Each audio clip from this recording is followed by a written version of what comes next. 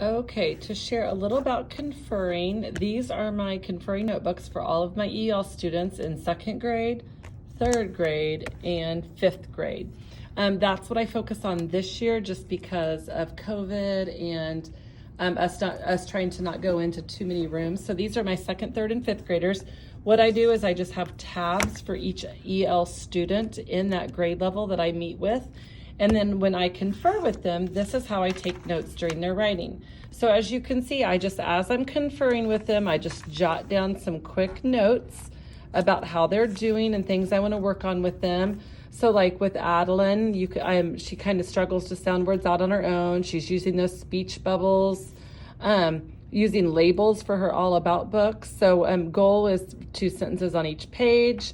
So I just kind of walk through, and then these are what I share with the teacher at the end of the week so that she knows kind of what I've been talking to the students about. But as you can see, I put the date and then I just write down my notes for those students. So some of them have more notes than others, obviously. I do try to meet with the ones that I'm very concerned about more than try to check in with them multiple times. So some of those students have more notes. But this helps me know where my students are and where they need to go next. So I do that for each grade level. These are all of my third graders. There's about 30 at each grade level that I work with. So as you can see, just more notes on those students and some things that they need to work on. And we just go through and I write down everything that I can within that short little conferring period, just so I know how those students are doing. So here's fifth grade, again, just kind of going through and writing down notes that I see. Some, of course, are longer than others.